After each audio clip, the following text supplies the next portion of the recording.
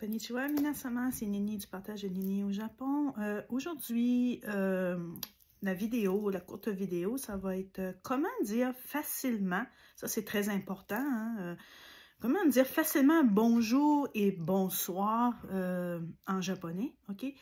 Bon, en français, il y a bonjour et bonsoir. On ne dit pas bon matin, en tout cas du moins au Québec, là, on ne dit pas bon matin. Mais au Japon, il faut comprendre qu'il y a trois façons de dire bonjour selon les périodes de la journée. Donc, le matin, c'est l'équivalent comme si on dirait nous en français bon matin.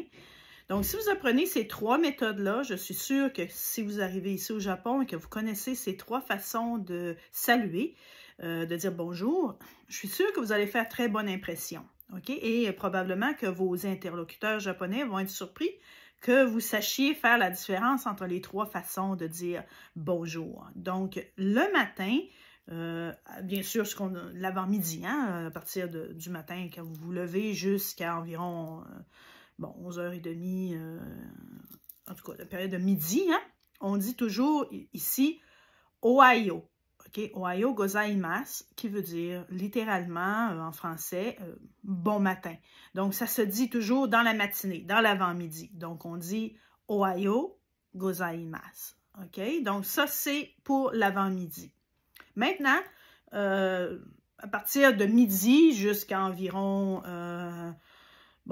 4h30, 5h de l'après-midi, on dit le fameux konnichiwa, que je pense que tout le monde doit savoir. C'est quand même... Bon, il y a beaucoup de gens qui savent, qui connaissent le mot konnichiwa et qui savent que ça veut dire, grosso modo, que ça veut dire bonjour, OK, en japonais, mais ils ne savent pas vraiment quand. Ils pensent peut-être qu'on l'utilise pratiquement toujours,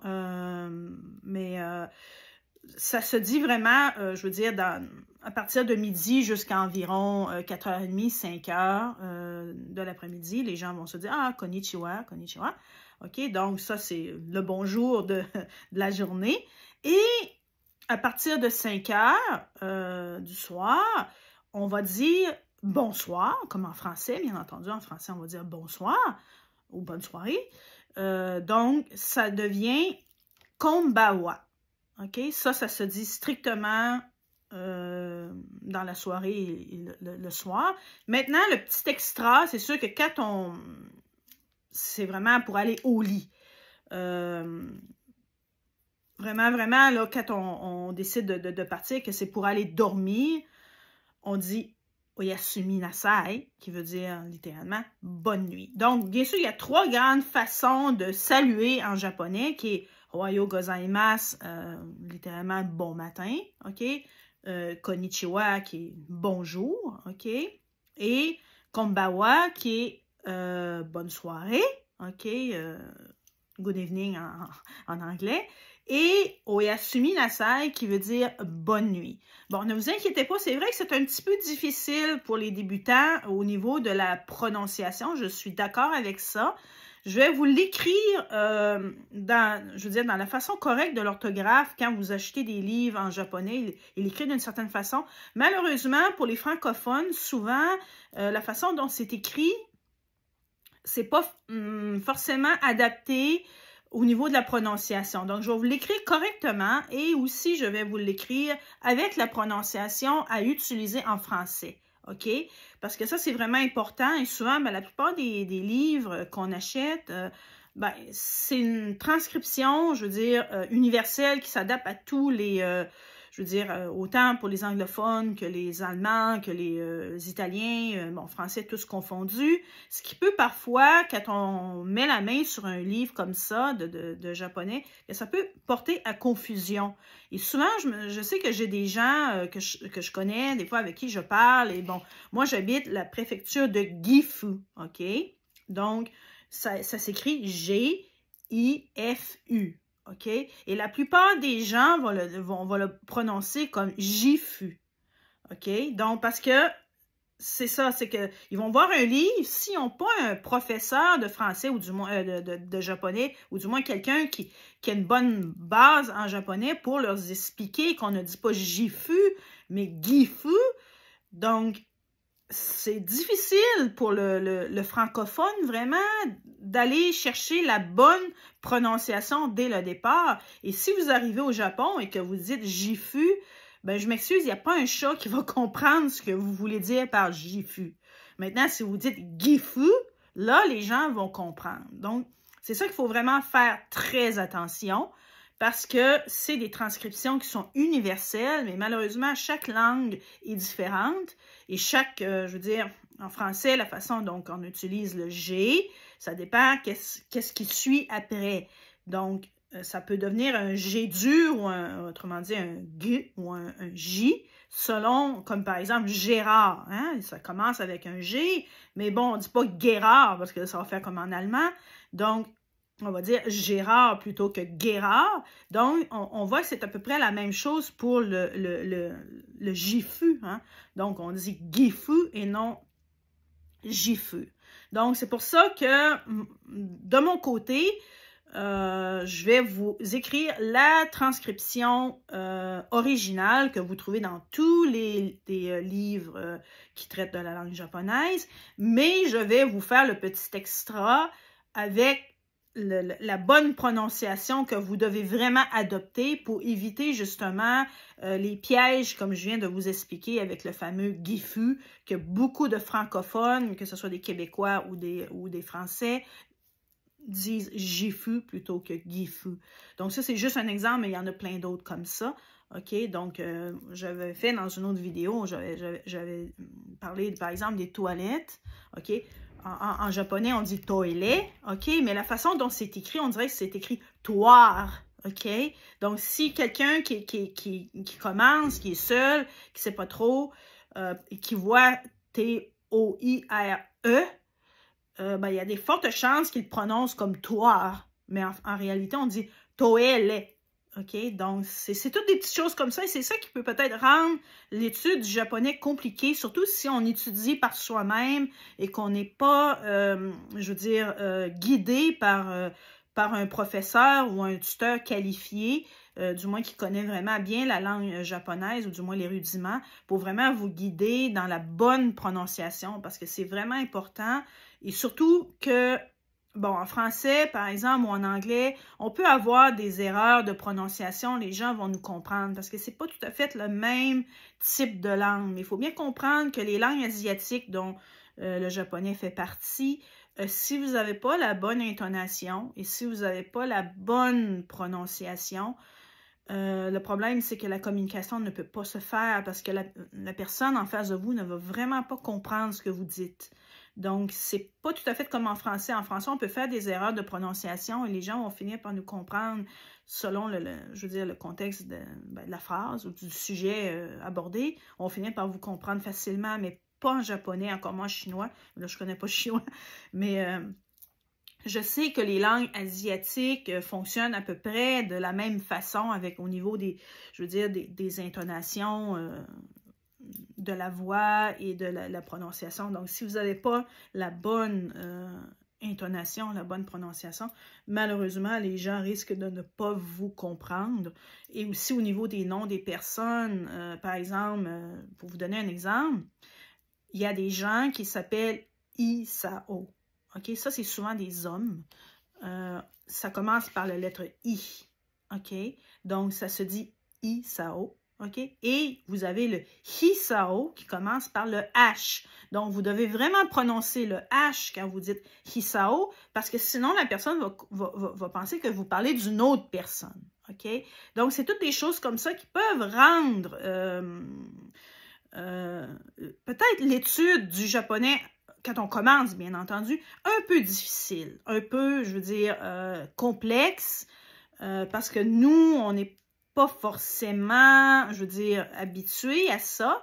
Quoique je ne dis pas que avoir la bonne intonation, la bonne prononciation en français, c'est, je veux dire, c'est important aussi, bien entendu, mais il y a tellement aussi de français différents, il y a tellement de, je veux dire, on ne parle pas le même français, par exemple, au Québec, qu'on parle en France, et dans le sud de la France, c'est pas tout à fait le même français qui est utilisé, par exemple, je ne sais pas, moi, dans les Hauts-de-France ou même à Paris. Bon, je veux dire, la Suisse, c'est différent, la Belgique, c'est différent aussi. Donc, il y a différentes sortes de français, Mais on finit toujours, finalement, par se comprendre. C'est ce qui est plutôt agréable, à moins d'utiliser vraiment des expressions qui sont très, je veux dire, uniques à l'endroit. Comme moi, je connais bien des expressions québécoises que si j'utiliserais en France, ben là, les gens me comprendraient pas du tout. Parce que c'est vraiment juste utilisé au Québec, dans une certaine région donnée, parce que aussi encore là au Québec, il y a des expressions qui sont utilisées dans seulement une région spécifique du Québec, comme par exemple la Gaspésie.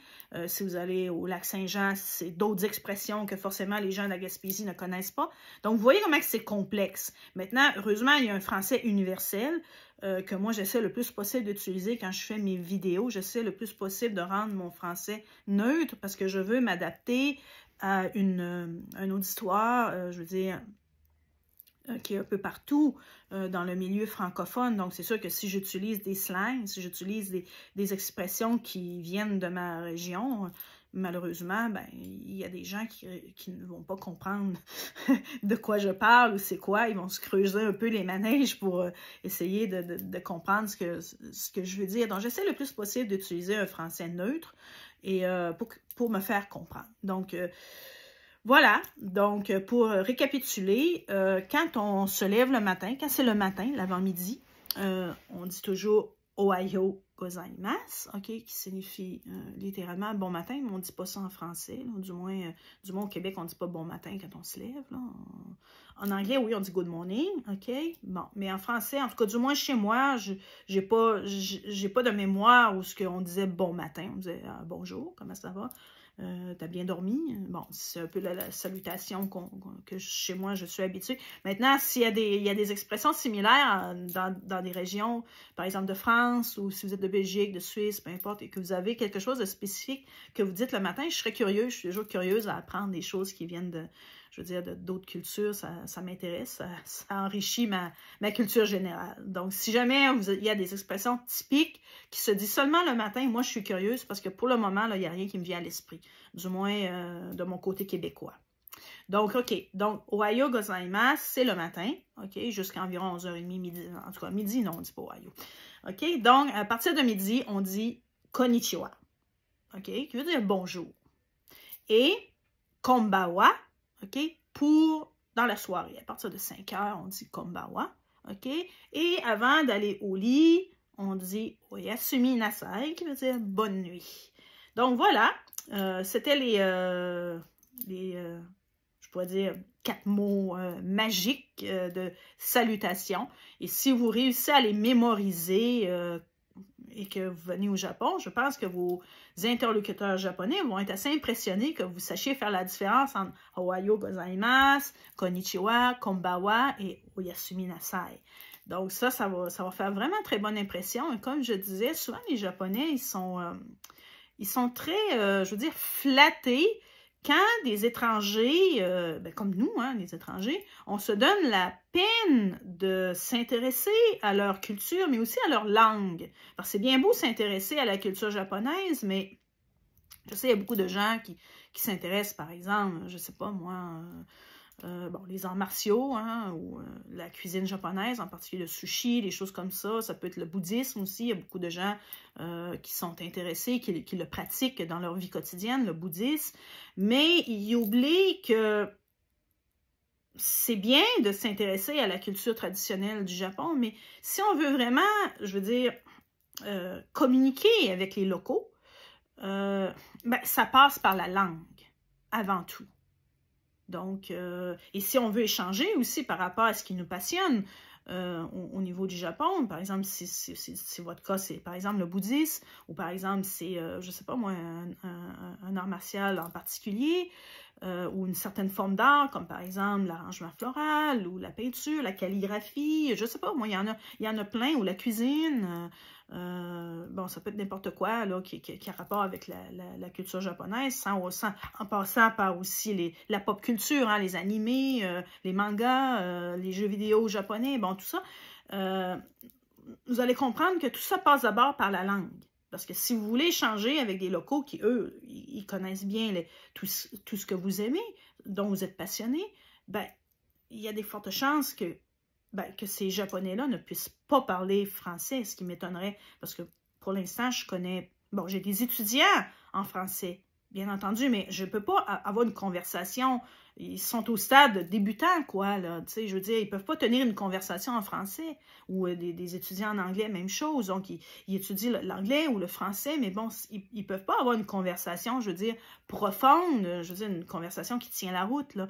Ça se limite pas mal à la présentation. Bonjour, je m'appelle, j'aime ceci, j'aime cela. Aujourd'hui, il fait beau, il fait soleil.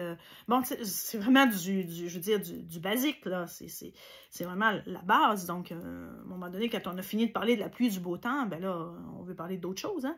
Donc, quand on veut entrer dans des sujets beaucoup plus, je veux dire, profonds, des choses qui, je sais pas moi, qui ont rapport avec l'histoire, la culture, les traditions, ben c'est là que c'est important, je veux dire, d'apprendre à parler le japonais. C'est comme ça qu'on apprend aussi des choses hors des sentiers battus, parce que bon, oui, il y a beaucoup de livres, je comprends, bien entendu, il y a beaucoup de livres sur le marché qui traitent du Japon, mais ces livres-là, j'en ai plein chez moi, et finalement, ils se ressemblent tous pratiquement, et ça répète pas mal toujours la même chose, peu importe l'auteur qui écrit ces livres-là. C'est à peu près, grosso modo, le même contenu, si on pourrait dire. Il n'y a pas beaucoup de, je veux dire, de variété, c'est juste la forme, la présentation qui est différente, le type d'illustration qui est différent. Bon, certains livres vont mettre l'emphase peut-être sur quelque chose en particulier, mais ça, je veux dire, ça se ressemble. Donc, si on veut vraiment apprendre beaucoup plus sur le Japon, apprendre, je veux dire, d'abord les rudiments, parce qu'il ne faut pas brûler les étapes. Ma chaîne s'adresse surtout à des gens qui sont débutants. Donc, si vous voulez apprendre du moins la base, à chaque semaine, je vais faire des petites vidéos comme ça et je vais vous introduire des mots clés, des mots très importants pour débuter en japonais. Et après, on peut toujours, je veux dire, élaborer. Et finalement, on apprend. Hein? C'est sûr qu'il faut le pratiquer. C'est sûr, si vous venez ici, que vous faites des amis japonais, tout ça, c'est comme ça que vous allez finalement apprendre, comme on dit, apprendre sur le tas. Mais avant, c'est important de bien comprendre les rudiments, je veux dire les bases hein, de la langue japonaise, et aussi apprendre un peu comment la langue fonctionne.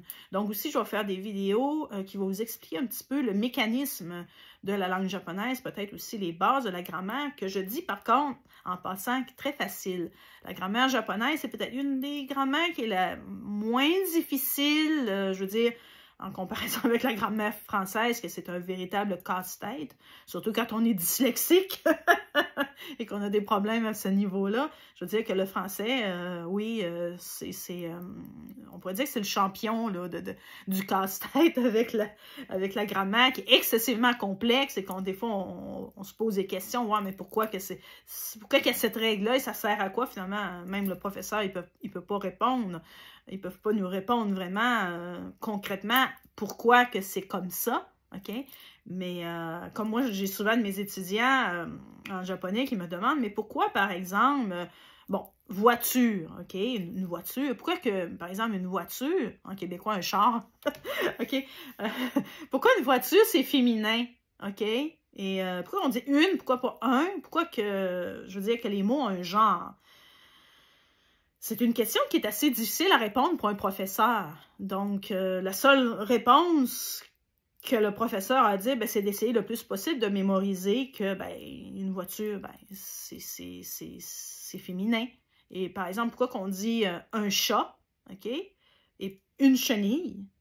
Pourquoi qu'une chenille, ça devient féminin en général et que le chat, c'est le chat. OK? Donc, c'est tous des trucs comme ça. Mais la grammaire japonaise, en tout cas, moi, selon moi, c'est très facile à assimiler. Les règles ne sont pas vraiment, je veux dire, compliquées. C'est surtout au niveau de la prononciation et au niveau de...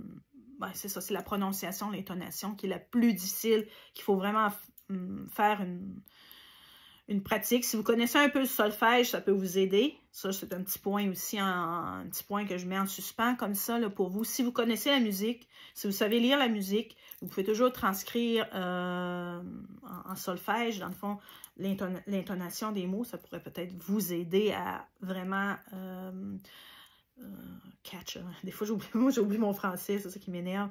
Je veux dire, développer, avoir l'intonation exacte du mot. Parce que comme je dis, si vous n'avez pas la bonne intonation, la bonne prononciation, votre interlocuteur risque de ne pas vous comprendre. Et c'est vrai, c'est très frustrant et je l'ai expérimenté moi aussi.